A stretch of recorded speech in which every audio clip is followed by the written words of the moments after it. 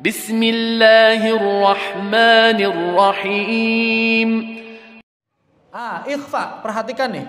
Ikhfa pada kata minkum. Khair, mana yang paling tepat pengucapannya? Ikhfa pada kata minkum, mana yang paling tepat pengucapannya? Yang pertama, perhatikan baik-baik. Yang pertama, minkum. Sekali lagi, minkum. Itu yang pertama. Yang kedua, minkum. Yang kedua, minkum. Yang ketiga, minkum. Minkum. Itu yang ketiga. Yang keempat, saya ulangi. Yang pertama, minkum. Yang pertama, minkum. Yang kedua, minkum. Yang kedua, minkum. Yang ketiga, minkum. Yang ketiga, minkum. Yang keempat, minkum. Yang keempat, minkum. Mana yang paling tepat? Oh, kan ikhtilaf kan? 1, 2, 3, 4 ada semua. Simpan dulu ya. Kaf simpan dulu. Bagaimana kalau kemudian kita baca ikhfa pada antum? Saya contohkan lagi. Mana yang lebih tepat?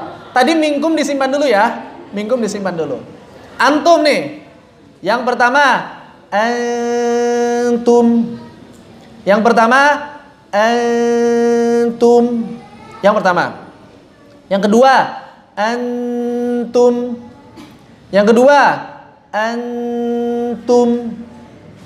Yang ketiga, antum. Yang ketiga, antum.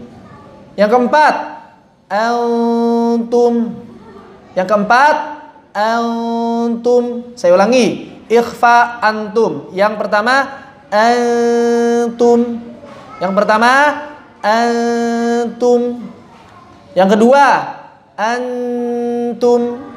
Yang kedua, antum. Yang ketiga, antum. Yang ketiga, antum. Yang keempat, antum. Yang keempat, antum. Mana yang paling tepat? Ternyata ikhwani wal akhwati rasyadakumullah, yang kami pelajari baik itu secara langsung talaqi ya, maupun kemudian ditambah dengan penjelasan dari kitab, ditambah penjelasan dari para ulama yang merekam pembelajaran mereka di YouTube, ternyata kesimpulannya mengerucut pada ada perbedaan baca antara minkum dengan antum untuk yang benar itu. Kalau minkum yang kami dapatkan dari si talaqi maupun didukung oleh penjelasan para ulama dalam kitab dan juga dalam penjelasan mereka di video-video itu sama. Ternyata ketika membaca minkum itu yang tepat menurut hasil talaqi, kafnya sudah menyentuh makhraj. Dan suara kafnya tipis sehingga yang paling tepat menurut kami, menurut hasil periwayatan kami adalah yang kedua untuk minkum. Minkum, silakan. Minkum. Jangan direnggangin lagi. Itu menurut hasil talaqi kami. Minkum. Minkum. Dengan tetap menjaga ketipisan suara kafnya. Jangan minkum, itu tebal. Sudah nempel tapi tebal.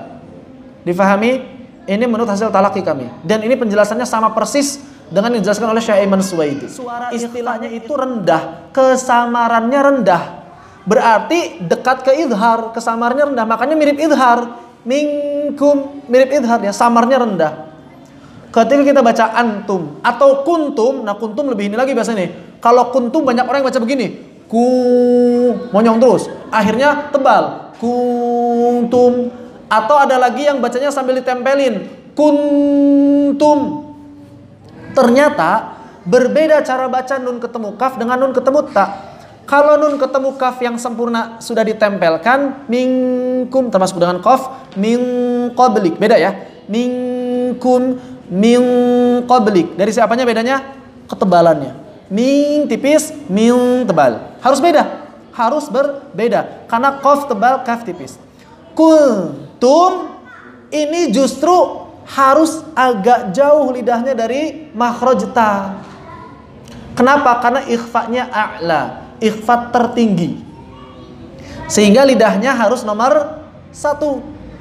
Antum, atau kalau konteksnya kuntum lebih jelas lagi ketipisannya, kuntum.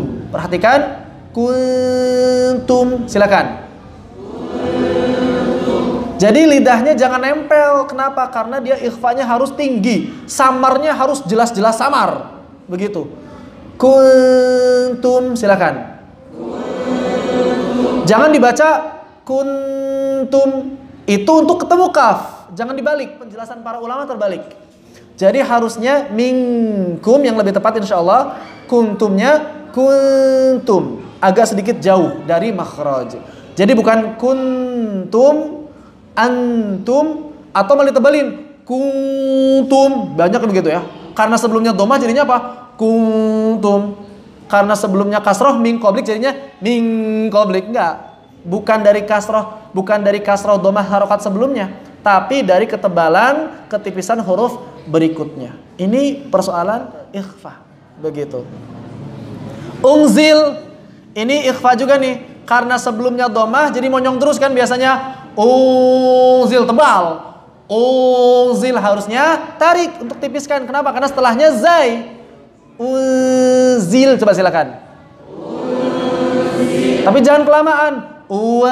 Ada waw. Unzil, enggak ada waw. Unzil, silakan.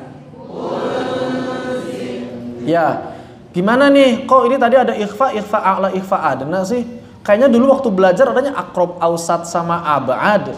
Itu sama sebetulnya. Dari sisi makhrajnya, ikhfa ada yang akrab, to dal ta, ada yang ab'ad, qaf dan kaf, ada yang ausat, sisanya. Dari sisi suaranya, ikhfanya ada yang tinggi. Kapan ikhfanya a'la? Saat ketemu akrab. Kapan ikhfanya adna? Saat ketemu ab'ad. Terus yang pertengahan gimana? Ya pertengahan juga suaranya. Begitu. ساعدني يا